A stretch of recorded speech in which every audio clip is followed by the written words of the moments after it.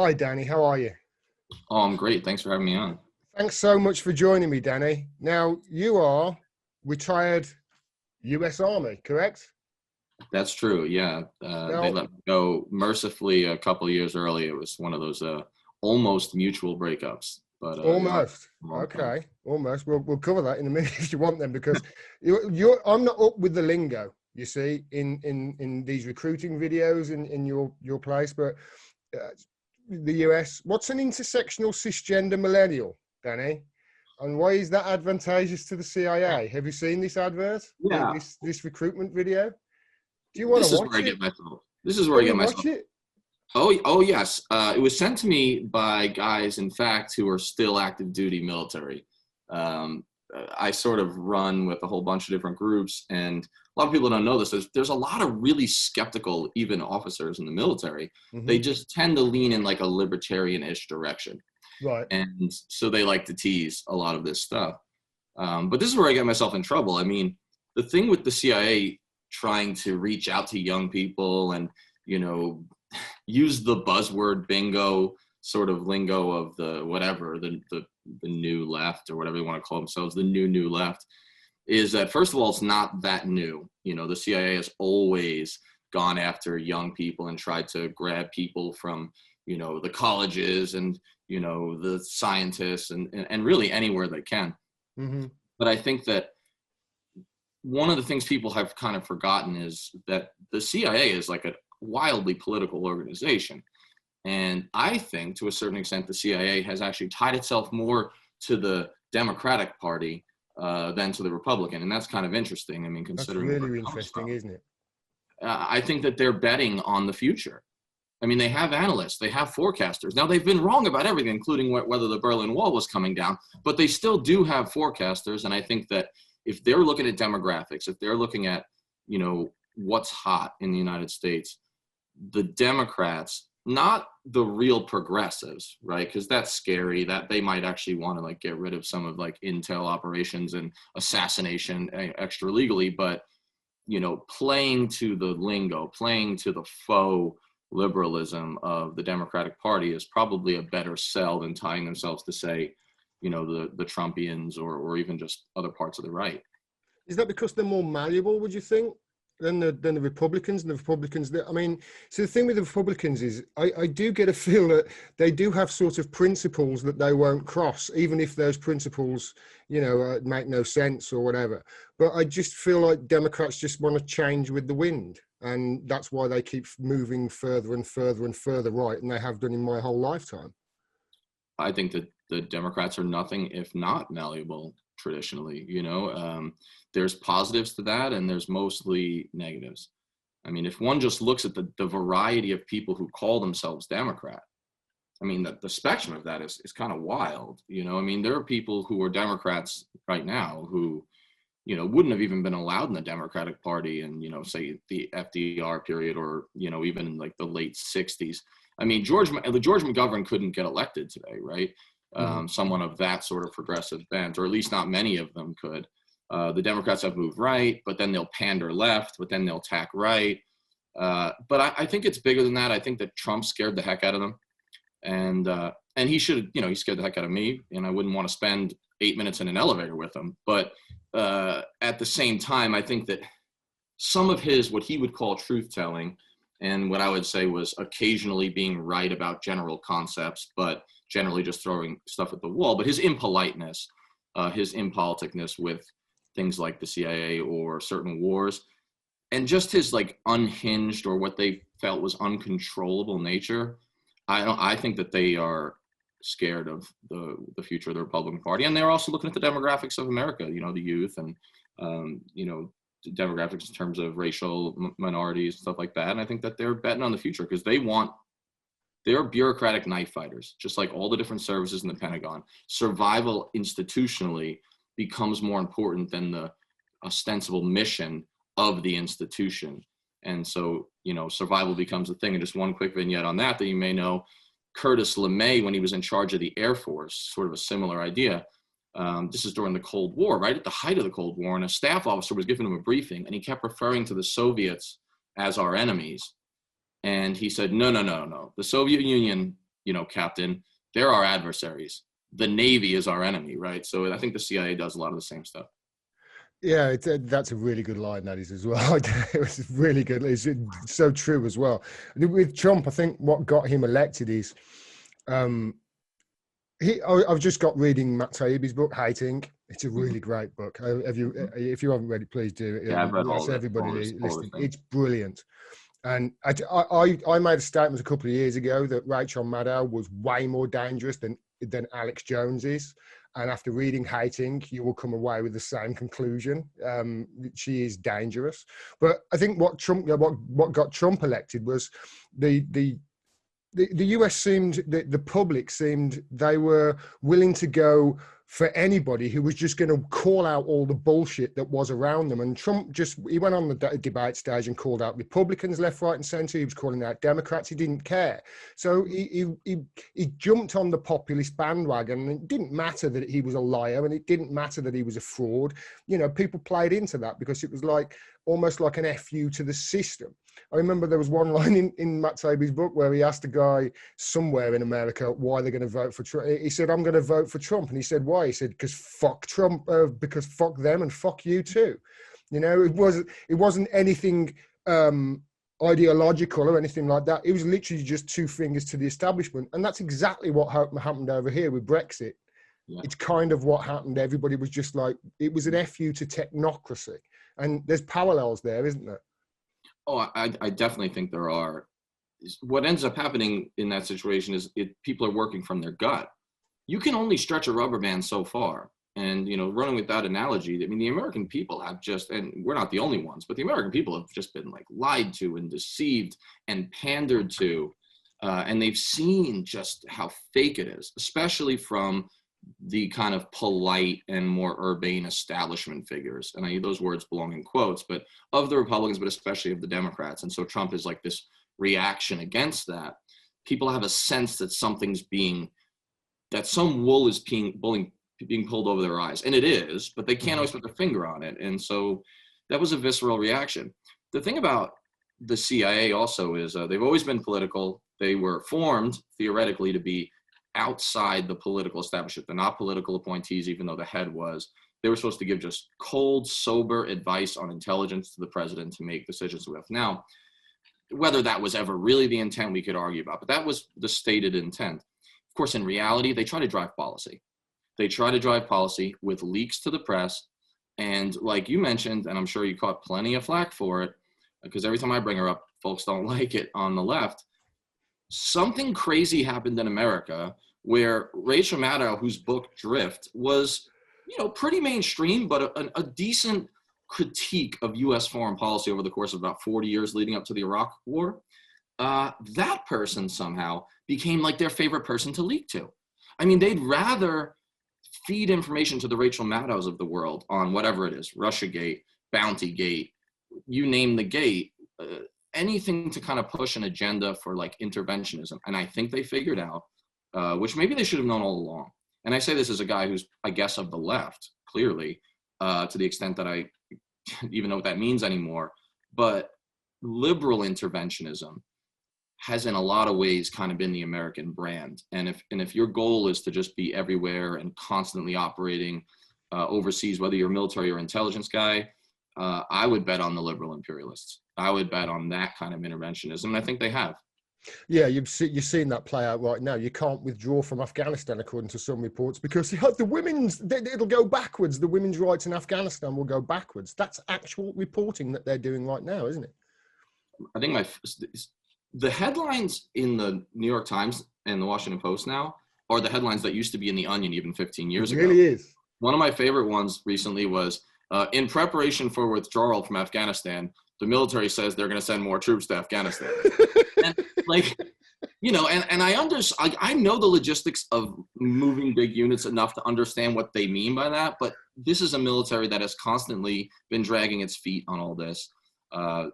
This is an intelligence apparatus of, countless intelligence agencies in America that doesn't want to leave places like Afghanistan.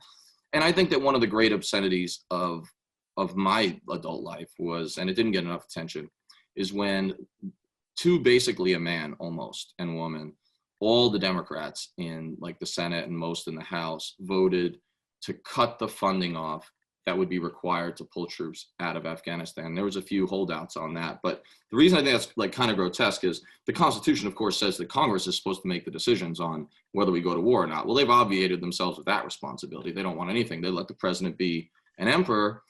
They never had the guts to cut off the funds to the Iraq War. Nancy Pelosi was put in power in 2006 on a referendum on Iraq. That election was essentially a referendum. People are against the Iraq War. And when Bush said, not only am I not leaving, I'm adding 30,000 more troops, she took cutting the funding, the power of the purse, which is her one big power, off the table before she even took the oath. And I wonder why she did that, Danny. Yeah, I mean, because I think that being anti-war is a loser politically. Being seen as they'll say she's anti-troops. Isn't she in WikiLeaks documents as knowing about the torture program before 2006, before she took that off the table? That and that's the thing about someone like Nancy Pelosi. She was happy to ride a wave of like anti-war sentiment, but that wasn't really principled. I mean, she wasn't. If she was truly anti-war, well, then the greatest obscenity that the American military has done since Vietnam, that has resulted in at least 1 million deaths and more, actually, she would have been clamoring every day, filibustering everything until they cut the funds off for the war. But instead, she was kind of complicit, right? She was complicit, but she was screaming that she wasn't. But I feel like there was always winks and nods in the cocktail party saying like, listen, I'm going to be like saying horrible things about you publicly, but we both know I'm not public really and private position. That's right. Pelosi's a really, I'm sorry to talk about this, but she's amazing. She amazes me. She was speaker under Obama, right? From 2006 to 2006. Yeah, until she's been basically the leader of the House ever since, correct? Well, until the 2010 midterms when the Republican team. Okay, obviously, but while the Democrats were in power, she's been there. Yeah. They lost over 1,000 seats in the legislature and whatever between 2008 and 2016. If you're a manager of a football team, Danny, and you lost that many games over and over and over, and you just kept losing and kept losing and kept losing, at what stage is it nuts to keep that person there? But the only reason she's there is her fundraising ability, isn't it? And she cites that as one of, if not the top reason why she should be leader of the House, because she's the most corrupt. She's the most bought. What she does is she fundraises for others, beyond herself. Like, be on the Pelosi train and it'll benefit you down the line. But I think there's a threat there too. The unspoken thing is don't be on the Pelosi train. And we've seen what happens, right? She's not someone to be trifled with in certain ways. I mean, this is a knife fighter to a certain extent. She is also there, I think, because even though everyone screams about how much they hate her, like Republicans all say how much they hate her, but I think that most of them, they know what she's about and they know the limits of what she'll do.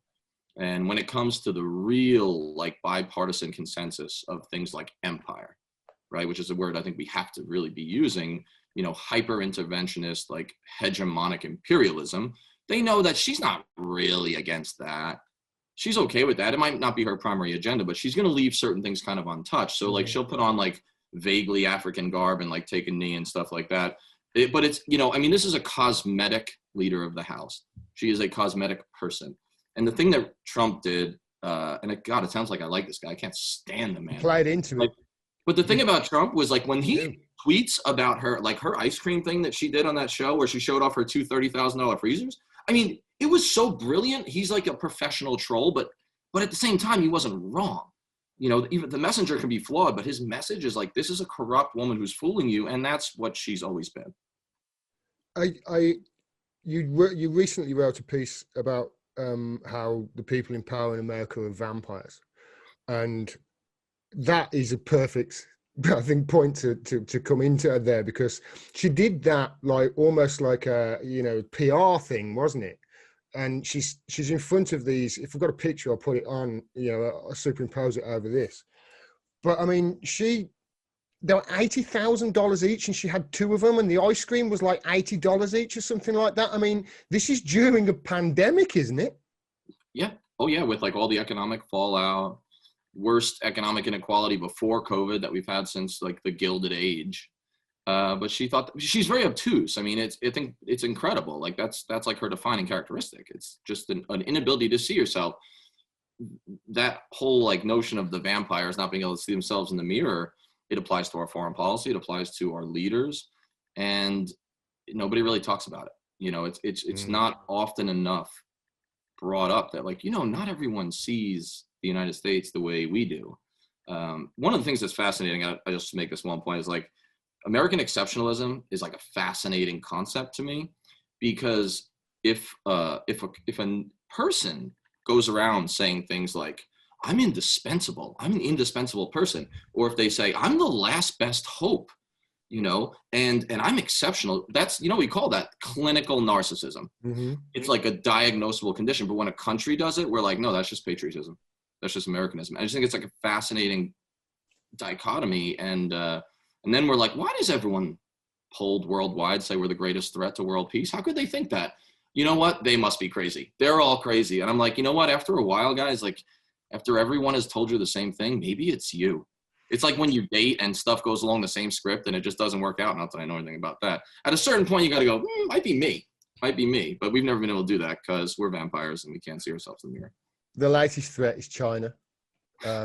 We've had 5 years of Russia, but that's probably played its course now. They'll never, you know, whether there's going to ever be a post-mortem on what I believe is the weapons of mass destruction of this generation. It's just incredible. So we've gone past Russiagate, although I did see something in the Telegraph over here today. It's, you know, they just never stop churning this BS out. China's the latest one. Danny, what do you make of having to protect our trade routes in China from China, who we get like a large percentage of our trade from? What do you think about that? I mean, it's an absurdity, of course, but it's a dangerous one. And what has worried me about the Democrats in particular is I wondered after a while, do they start to believe their own lies? And so the idea was like, Trump is not strong enough on China because him and Joe Biden were trying to like out-hawk each other on China. Like, who can cause a major global war more effectively? Vote for me because of that. And then, of course, on Russia, they were like, you know, I mean, the accusation was treason, essentially. Just that wasn't said often enough. It's a big deal. So then when it didn't pan out, I feel like there really ought to have been a massive apology and correction of the record, but they never did it. No, they just landed on he paid a porn star, and that was the big scoop. It started out as treason, landed on paid a porn star. So I think what goes on with the Democrats is I said, wow, are they going to actually try to make policy based on a lot of this BS? You know, is it just politics or are they going to make policy? And I'm worried about that because, you know, and Trump was doing it too. He was hard on China and Russia too. That was the thing that never really worked about Russiagate in many ways, is he wasn't exactly a dove on Russia. I mean, but it is ludicrous that if there is a major global war that potentially could go nuclear, and we're not scared enough of that, right? It's a real possibility. It will happen in either the South China Sea, because they shouldn't have any influence in the South China Sea, or it will happen what was it called? Sorry, what was the word China is the middle word actually. Okay. Yeah. It's like you know, it's like Chandler and Friends. He said, "Handel is my middle name." Well, actually, it's the middle part of my first name. No, China is in South China Sea. Just imagine if any other country. This is not being able to see yourself. Mm-hmm. If any other country said, "It is the stated policy of our country that you are a malign actor," because that's the word. I'm like looking at the National Defense Strategy right now. Malign is the word they use over and over again for Russia and China. You're a malign actor. And our stated policy is we have to have supremacy navally in the Caribbean.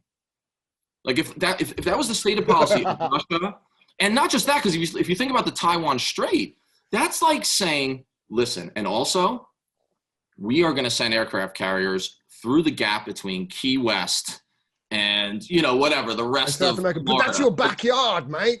I mean, it's crazy, right? We would go to war up to and including nuclear war by Tuesday, you know, today's Tuesday. So by this afternoon, if someone even said that, let alone sent the ships in. And when I say that, that's not apologism for everything China does. And, you know, I'm kind of sick of giving the caveat. It's an obtuseness that is dangerous. And then in Russia, it'll be who knows where, but probably the Baltic. And I just think there should be a new rule, kind of like Bill Maher's new rules, even though I don't agree with him that much these days. But new rule: if the people in your country can't find Lithuania on a map and don't know they're in NATO, you should not go to global war. You can't go to war with it. Yeah, correct. Just simple. It really, and the people in your country really should be educated as to what wars you're in right now, because I tell you right now, over here they don't realize that we are in these things with you. We're right in. I've been reading all about the stuff that we're in, up to our neck in Syria, up to our neck in it. And yeah, our media's really failed in educating the public on it. We've got a thing coming through at the moment, Danny. I want your opinion on this as somebody's ex-military. We've got the Overseas Operations Bill over here trying to go through Parliament, and one of the things in this bill is to stop the retroactive prosecution of soldiers, etc., who have committed war crimes but further than 5 years. I think the term is 5 years. So if it's longer than 5 years ago and it's found out about it, you can't prosecute them in this bill. And there's another thing to say that repeat judgments as well. So if like somebody was found not guilty or the case collapsed years ago, but now there's new evidence, you can't bring it to court. What do you think about that? I mean, we have, I think, prosecuted some military people who have committed crimes in Iraq and Afghanistan, at least some. From what I can tell, the only person that was prosecuted in the United States for the torture program was John Kiriakou, who inadvertently blew the whistle on it. What do you think about that? Because this is a touchy one, isn't it? Because you've been in the military. I grew up reading, comic books about the military and heroic stories, and I know that war is hell. What do you think about it? It is touchy.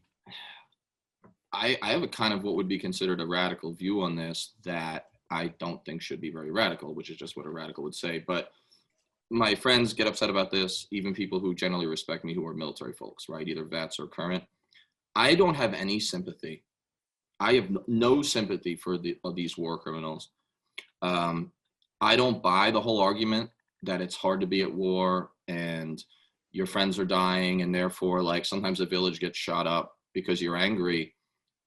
No, you put on a uniform and you carry a weapon for the abstraction known as the state, whether you're a cop on the beat or a soldier, then you have like a higher obligation. Like you have to accept a degree of danger, and it is impermissible to make excuses about it.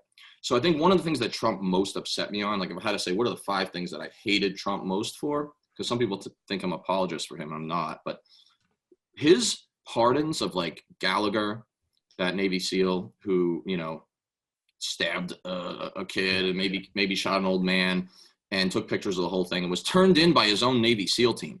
Anybody knows anything about like the special operations community? That doesn't happen. Yeah. That doesn't even happen in the infantry. Like it is just unheard of to turn in your own people. It's like the blue wall of silence with the cops. Very rare. So that was that. And then he preemptively pardoned guys who hadn't even gone to trial yet.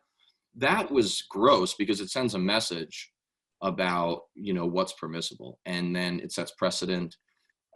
I think that every single instance of that kind of grotesque, war criminality needs to be investigated. And I think more veterans should speak up and say, this is not okay. Like, I disown these people. Like, they should have a fair trial. They should, of course, due process is for everybody. I think terrorists should get due process. Like, it protects them or it protects none of us. But I don't protect them because they used to wear the same uniform as me. That's be bigger than that. And that's when I argue with my friends. I'll tell them, be better than that. Be bigger than that. Be a bigger man, in the case I'm usually talking to a man.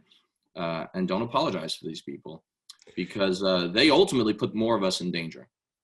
When the Blackwater guys shot up Firdos Square or whatever it was and killed, I think, 14 Iraqi civilians, including 2 little boys. Okay, they weren't the U.S. military, but they had white faces and wore the same gear as us. I physically felt the fallout of that. My platoon was attacked more.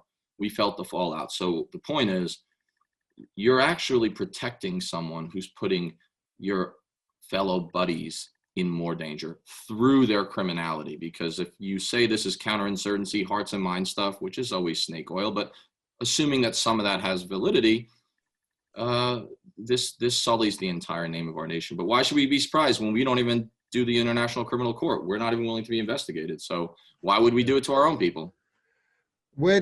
I'm trying to think, I try and think things out and not be knee jerk on things. And I've looked at this bill that they're trying to go through, and I understand what you're saying there, especially somebody from the army who, saw the repercussions of it. But where do you draw the line as to what accounts as a crime? Because I know of stories, for instance, of Fallujah, of our guys, special forces having to go into Fallujah, and all they've done really is gone in, and the CIA have got some intel, and they were rounding people up who were wearing Casio watches. You may have heard of that, and the intel on the people that were apparently bad guys wasn't exactly the best intel in the world. So our guys go in there, and most of what they were doing, from what I could tell, was kicking down doors, grabbing people in the middle of the night.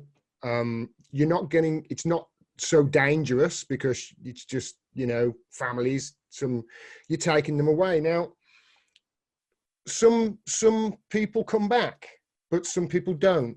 So those people who come back, they, face repercussions then, because why did you come back? What did you tell them that my friend didn't, what did you tell them? And, you might, so are they the criminals for getting somebody who's now, I don't know, in Guantanamo Bay, or went on to die in some black site, or they just held him off, they just grabbed these people and then handed them off to somebody in a truck. And, I've heard stories of how people in our service, and this is mild, but would run them up the truck with plastic cuffs on their hands and blindfolded, and just run them up the ramp and in the back of the truck, and they would break their noses and that sort of thing. Is that a war crime?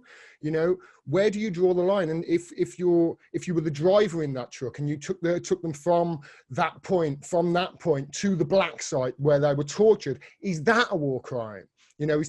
So where do you draw the line? I think that's where the gray area is here, isn't it? So let me clarify. I agree with what you're saying on two levels, or maybe 3 points. One, premeditation is the big thing to me. What makes something a war crime in a real strong sense is premeditated decision, sort of, to commit murder, right? To commit some sort of just inhumane act. I also think process matters, so you got to be careful about changing the rules afterwards. So I don't know the very specifics of the bill, but just the way you're describing it, I think that one of the issues that can come up is, if you move the goalposts later, it can look like a political act, like an axe to grind. And then the last thing I would say is, I'm interested in where responsibility stops.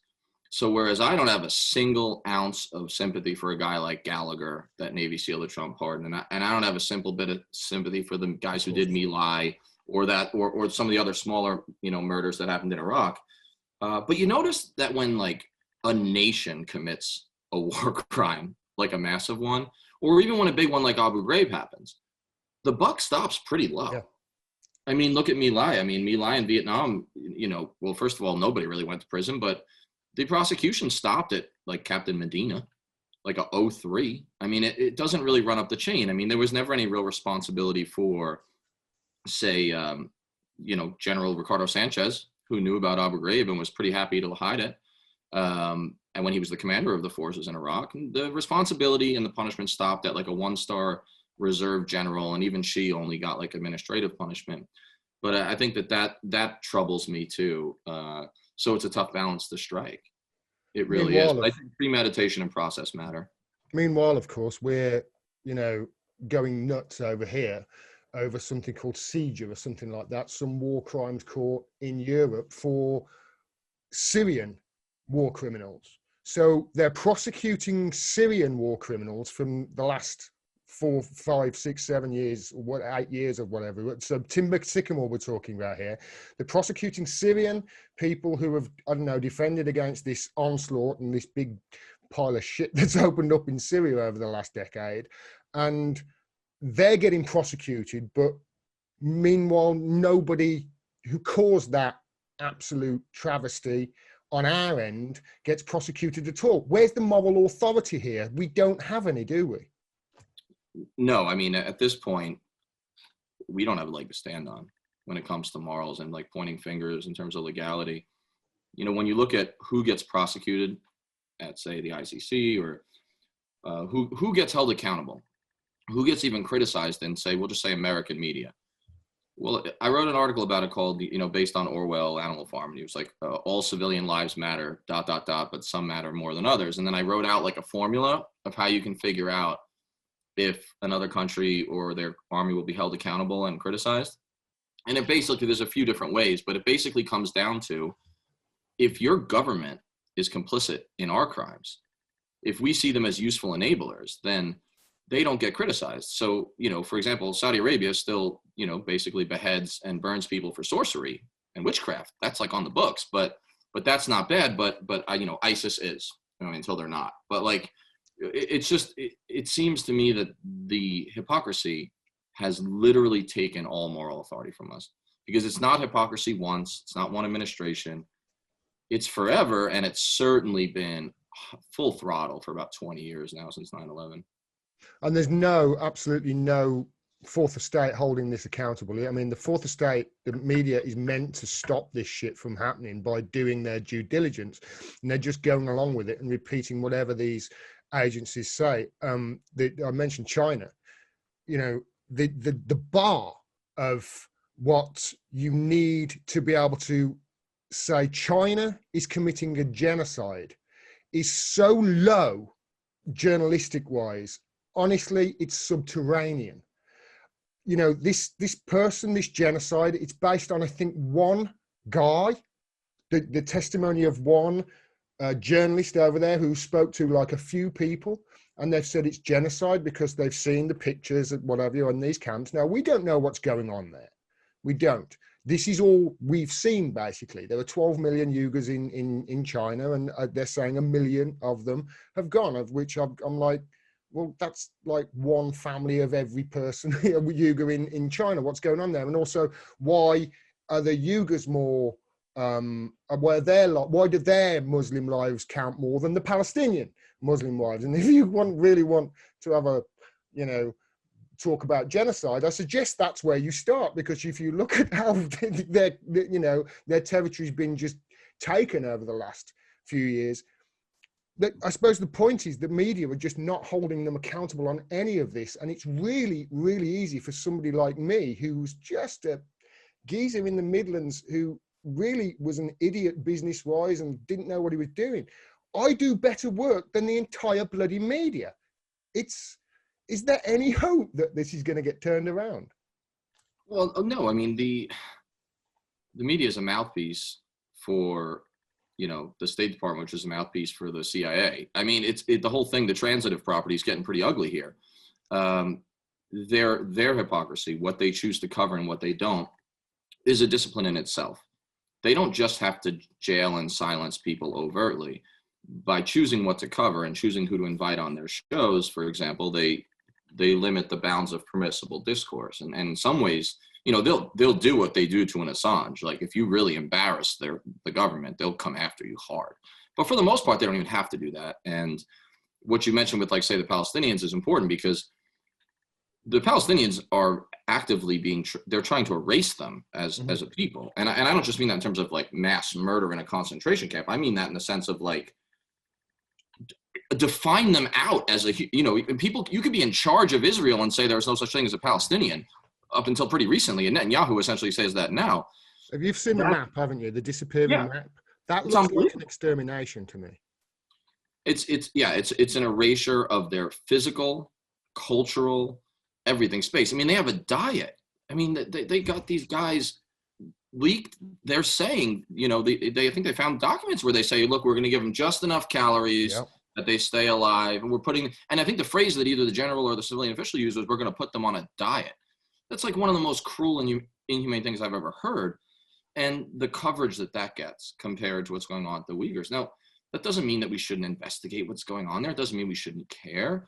It means, after all the lies in a world where WMD is a word we all know, where, Russiagate, Bountygate, torture, rendition, all the different lies that have been told to us by the intel sources with their media mouthpieces, I think it makes sense to be skeptical of the narrative of the new group we have to protect. And Larry Wilkerson, Colin Powell's old chief of staff, has been getting hammered a lot about this because of a speech he gave where he basically made, he implied that, look, just be skeptical of this because, the agency, essentially our government, and especially its intelligence, has used supposed victims in other countries as like a cudgel to kind of, or a wedge to get in the door for a military operation. So let's just be skeptical. And if you actually look at what he said, it wasn't half as, controversial as it's been recovered. But I think that's part of the reason that it's harder and harder for voices like that to get in mainstream sources. Last point on this, I just did a panel Friday and Saturday, 50th anniversary of the release of the Pentagon Papers. It was honoring Daniel Ellsberg. Daniel Ellsberg's there. A bunch of other important people were on the panel. I was just honored to be in the conversation on a panel, right? Well, you notice like who wasn't there, like who didn't, not a single major like famous journalist today who's like active, not a single like CNN figure, not a single. Daniel Ellsberg was there. Yeah, Daniel Ellsberg was there. And what did they say? Did they say, I'll look into it? No, yeah, like, I mean, no one would have even dreamed of coming. I mean, I can't see it. I mean, I don't want to speak for the people who organized it at UMass, but I can't picture Rachel Maddow sitting at that. I can't picture even a staff writer at the New Yorker being there. It's just, it was historians and activists and people who were doing their job 50 years ago. But there was no representative. You would think, right, if we're going to honor Daniel Ellsberg, one of the most important things that happened, right, whatever one thinks of the whole situation or him or whatever like that, you would think that the media establishment would be like, yes, we need to do this, right? We need to honor this release. We need to honor what that meant and the anti-war activism in Vietnam. Nope, they didn't show up. And I'm not surprised. Neither am I. Rachel Maddow, I became aware of her around about the 2016 election. And I remember, you could probably shed some light on this actually. I've talked about this to people before. There was there were 3, I think it was, servicemen, US servicemen who were killed in Niger. And the Rachel Maddow episode, I'm going to try and get this as accurate as I can without really making fun of it, okay? Because I really could. But this is essentially what she spun on her show. It was that the 3 US servicemen who were killed in Niger, who, by the way, I think one was a geologist or something like that. I wonder why.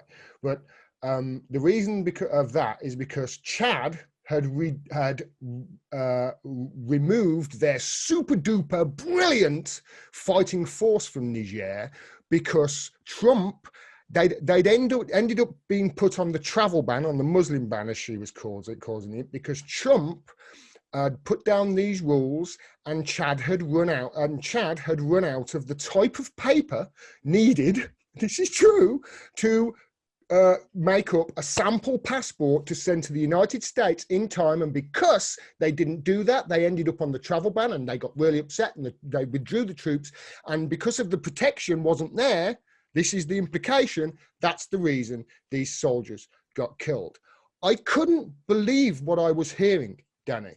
I was like, 6-year-old kids don't believe fairy tales like this. Yet I remember writing something about it, and the hate I got on Facebook from liberals and especially the Democratic groups was astounding. What did you see that episode? I've tried to be as honest as I can, and did I present it accurately? So I think that you did, and the bigger thing she's trying to do there, that they do with every foreign policy story and every story, is something awful happens. They immediately go into like a huddle. This is how I picture it.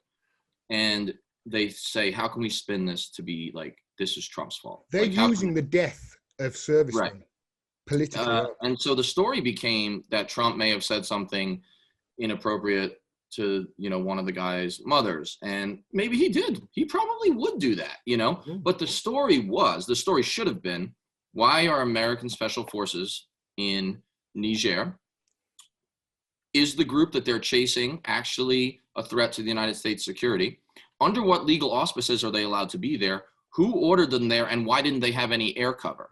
Like, those should have been all the big questions. And of course, the answers to most of those questions go back to Bush and especially even Obama, because it's Bush who founds AFRICOM, and it's Obama who turns it into like a playground. I mean, really escalated American military operations in Africa, because there'll be lower casualties, he thought, and there generally have been. We can do it with tech and drones and proxies, this kind of new abstraction war that like the polite imperialist and Democratic Party prefer.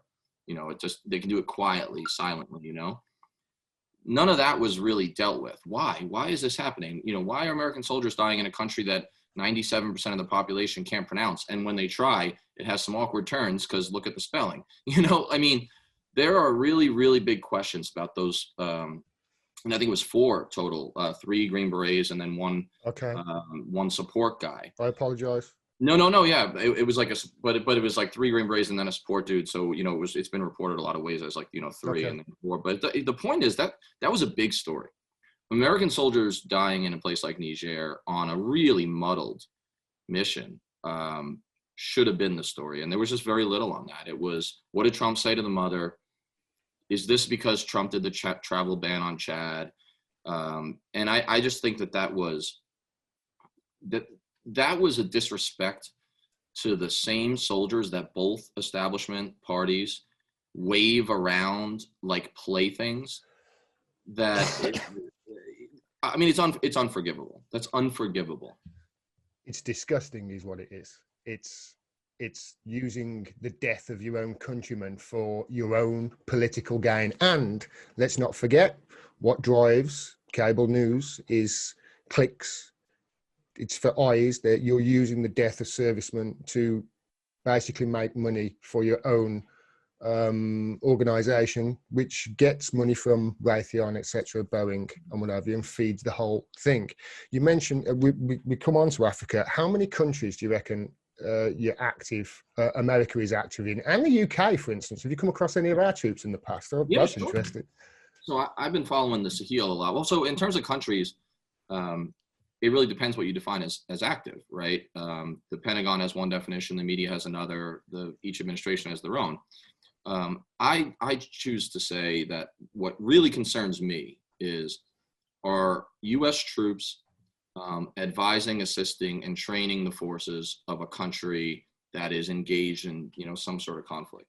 If you go by that, which is a pretty strict definition, that's a pretty low bar. 18 to 20 is a swag, and I'm close. I may be low. Okay. By the way, most of those countries, and I think it's 18 that we have bases in. We love euphemisms in AFRICOM. That's our command, our proconsul imperial sort of command for Africa. It's only been around since 2008.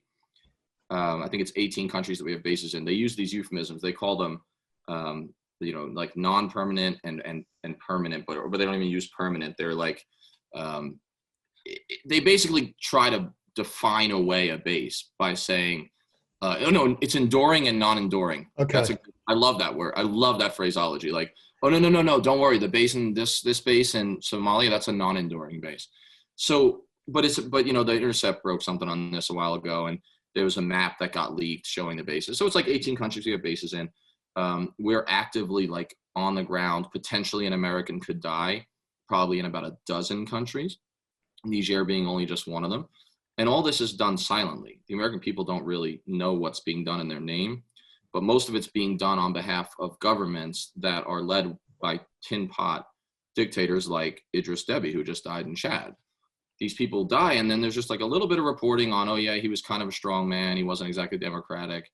But there's not enough on, did the United States, through their favorite fellow exceptionalist, universalist country, France, help to create this monster and enable him for 30 years? And of course the answer is yes, but that's not the half of it. Here's a fun one. Since AFRICOM was founded 12 years ago, 7 U.S. military trained officers have committed coups in Africa. And you know, how you define U.S. military training, that means they either came to the United States for a school, or they did some training on like Operation Flintlock or one of our annual exercises, but they basically had some connection to U.S. Green Berets usually, or trainers. I mean, that's a staggering statistic. I mean, in Mali, it happened twice. There was two U.S. trained military officers overthrew the government, once in 2012, and then again just last August. And oh, by the way, the war in Mali goes on. It's some people have called it France's Afghanistan.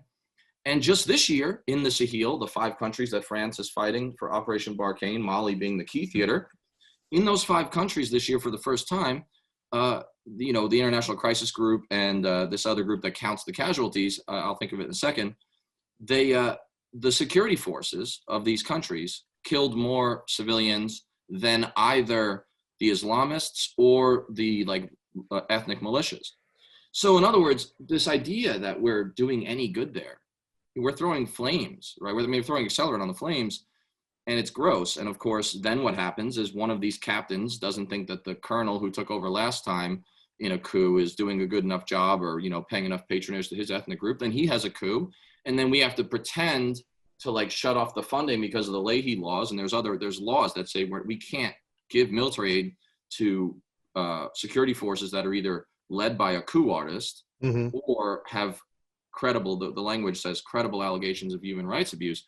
But what happens is we're like, well, we're going to review it. And then we just keep giving them the money.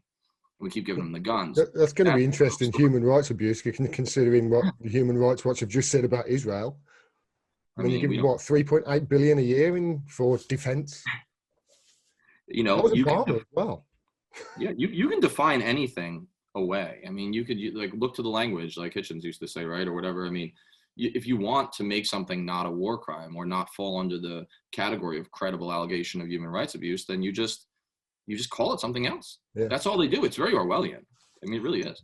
It really is. When I say you, by the way, I don't mean you, and I don't mean Americans. I've met Americans; they're bloody wonderful people. When they say "have a nice day," they really do mean it. They really do.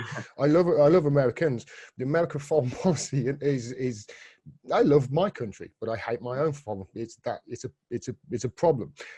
I want to go back to that seven U.S. officer coups, 18 to 20.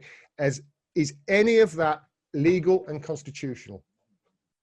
No, every bit of it is illegal, both under their constitutions, of course, and under our statute law put in place over the course of a number of years. But the key one is the Leahy laws, which was initially put in place, I believe, in 1999 in response to Colombian security forces abuses.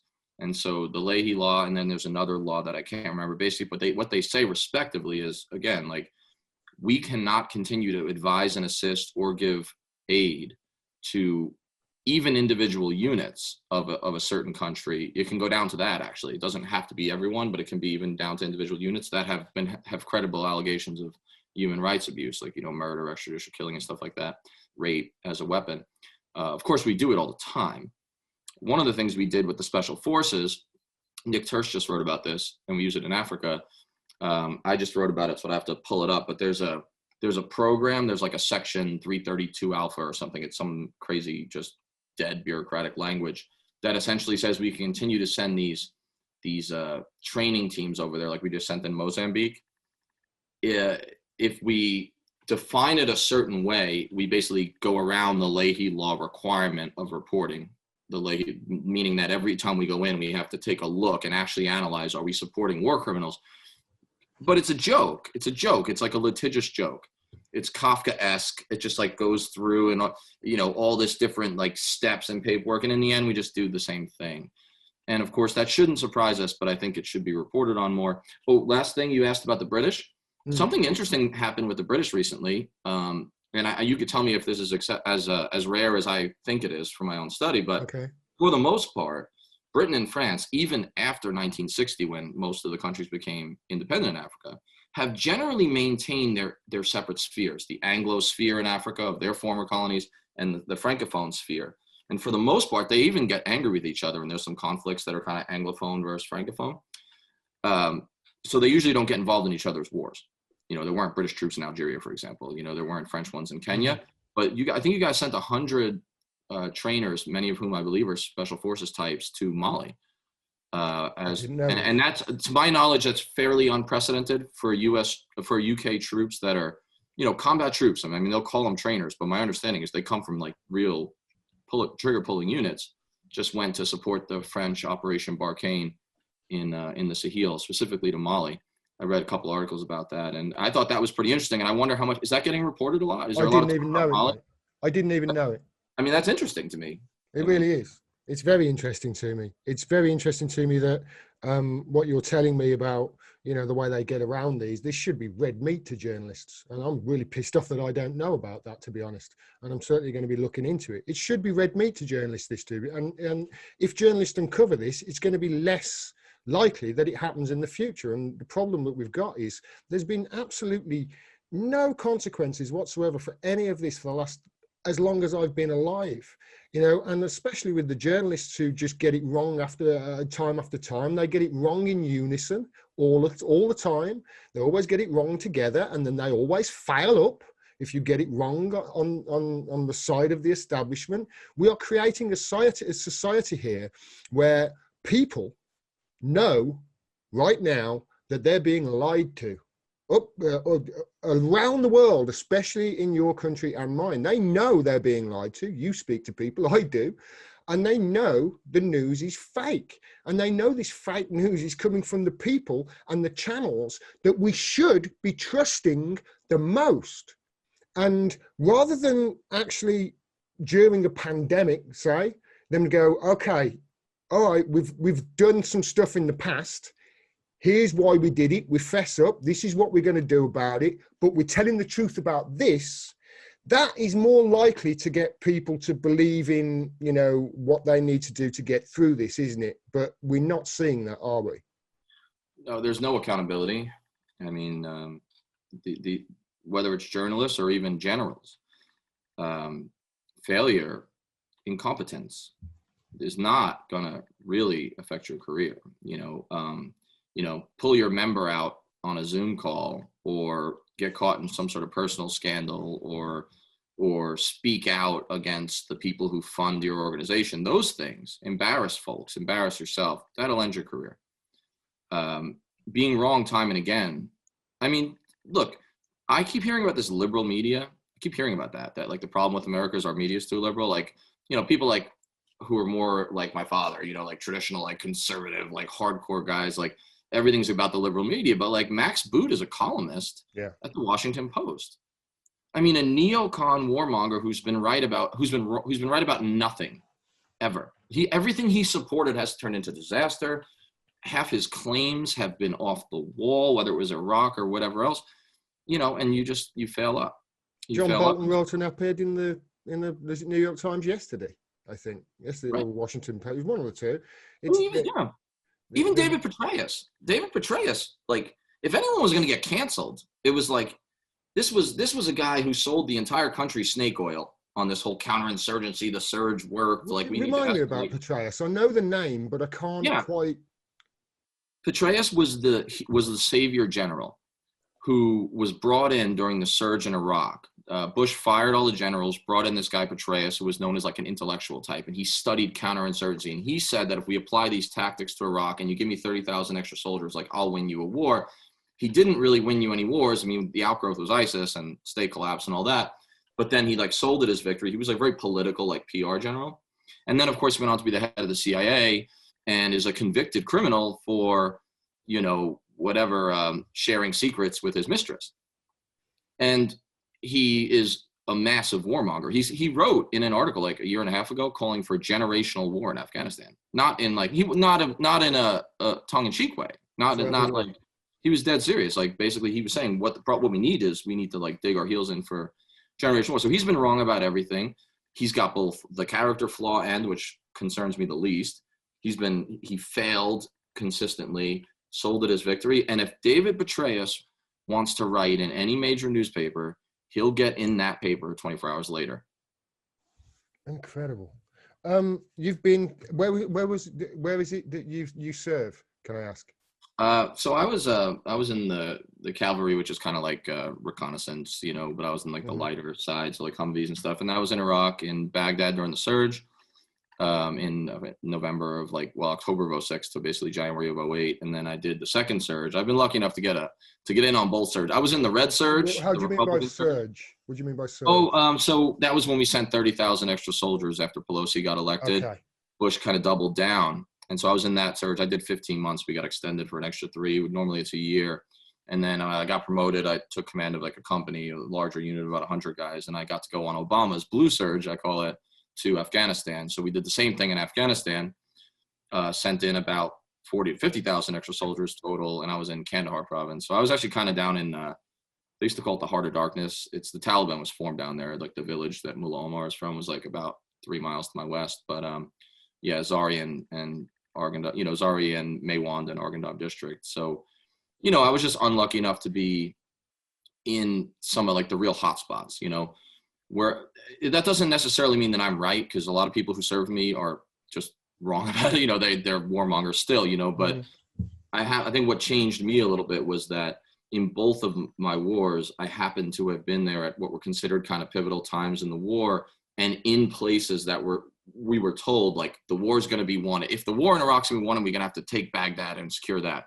If the war in Afghanistan is won, Kandahar and Helmand province, like the heartland of the Taliban, and in my experience, these were hopeless crusades. And it was always interesting to come back from those wars.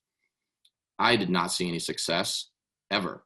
And yet I would come home and I would like read the newspaper and watch the news, and they would be saying, oh yeah, the surge worked. Like, there's real progress, and the Pentagon would say it and the media would repeat it and the governments would say it. And I saw Bush do it. I saw Obama do it. And it's like everybody's in on the lie, but no one consulted my guys. Like my soldiers would laugh at that. They'd be like, what do you mean success? Like we got shot at the minute we left the base. My base was attacked 365 out of 365 days. I don't mean like overrun, but we were shot. Our base was shot at every day. So we held no ground. But then I would come home and they would say, oh, there's measurable progress on the ground. I think that for me forever made me distrust, the government, the leadership of the military, the media, and then that made me skeptical. And I think that drove a lot of the journey since then. Since I started doing this, I've suffered with my mental health doing this because of how much I know I'm being gaslit and lied to. What was it like coming back and seeing just how fucking useless it was, you being over there, and how much they were lying? How did that affect your mental health? Ultimately, if you don't mind me asking. No, I don't mind. I've written about it a bunch. I think that's cathartic. Sometimes I wonder if what I do now is cathartic or killing me. It's like is making a living kind of like writing about this stuff. Is it good for me or bad for me? I don't know. I think probably a little good. But, I get the same paradox, mate. I know exactly what you mean. I white knuckled it first and just tried to, focus on like the small picture and just be a decent officer and protect my guys and not lose anymore. But then ultimately, I had something pretty close to like a nervous breakdown when I got sent to grad school, after Afghanistan. It had just been too much between PTSD symptoms and more than that, in a way, just the mismatch between what I know we were really doing and the futility of it. And then the American people, I don't mean this with hatred or anything, but just not having any clue and not really caring, just like adulating us in the most vacuous way. That snapped for me because I was considered at one time like a fairly solid and respectable officer, seen as a little bit of a climber, someone with a future in the military. So I'd been selected to go back and teach at West Point right after Afghanistan, which I did do. And it was like a great job. I loved it. I taught history there. But what happens is I got out of Afghanistan, they send you to grad school for 2 years. So you're in the Army, but you're not. You get paid and you're in the Army, but you go get your advanced degree so that you can go teach at West Point. And while I was there, everything snapped. Mental health collapsed, massive depression, and I had to climb back from that sort of. Is that because sorry to interrupt you, is that because you're almost like having to teach a lie almost? I don't know. I think a big part of it was that I took my foot off the gas for the first time. I was able to like step back, and I was in this like civilian environment and take stock of what was happening. I'd been like literally white knuckling it and just like getting through each day in the Army. Yeah. Then when you took that away, it was rough. But I climbed back from it. I think one of the ways is by being honest about it. I don't think I'd be able to function as effectively as I do, to the extent that I'm effective, if I stayed quiet. Now that doesn't work for everybody. Some people, and I'm not even judging, some of my buddies, they can't do this. Like they have to compartmentalize it and sort of silence it. But for me, that would have killed me. I might be dead. I might have taken my own life, frankly. I don't know that I could have kept that bundled up. So, you know, I'm really sick of this thank you for your service culture, not because I don't think people mean it when they say thank you, not because I'm blaming them, but because I think in the macro sense, that is so vacuous and vapid that eventually it becomes almost criminally obscene. You know, I mean, you care about your soldiers so much that you'll let your government keep sending them to illegal and futile wars. That's not how you support troops, right? You support troops by only using them in a crisis. Like, break glass only in case of emergency. That's what the U.S. military should say. And it should be used sparingly and when there's like clear ends and a real threat. I've never been used that way. I was moved around like a chess piece for 18 years. Thank you for your service. I really mean that. No, I know. And I mean it from somebody who's actually educated about the world to some degree. I really do mean it, and it's for anybody out there who has, you know, does say this to service people and really is only just beginning to understand how difficult it is for them, and etc. I'll just say, you know, if you want to thank a serviceman for their service, get onto your MPs and stop sending them to their death. Yep. And on that note, Danny, unless there's anything else you want to talk about, mate, we've had a great chat. That hour flew. Yeah, that's probably mainly my fault. I get excited about these things. I can't stop talking, but this was a pleasure. And I think that some of the things that you're raising that we talked about, if the sources we've been criticizing for an hour on and off would raise 10% of it, with 10% of the detail and enthusiasm, there might be more of an inclination for folks to thank their troops by not sending them, you know. And so I just appreciate what you're doing and the line of questioning in general. I really appreciate what you're doing as well. Where can people find you, Danny? What you're doing there? On Twitter @SkepticalVet, everything goes there, and then keeping it simple, skepticalvet.com, kind of my brand, I guess. So everything I write ends up there, and you can check it out, and I appreciate it. Danny Sjursen, thanks very much for your time, and I really hope you'll come on again, mate. This was a great chat, and I bet you we could have we can talk for hours. I know we can. You name the topic, I'm ready to rant about it. Yeah, I'll make a date, mate. Thanks very much. All right, man. Talk soon.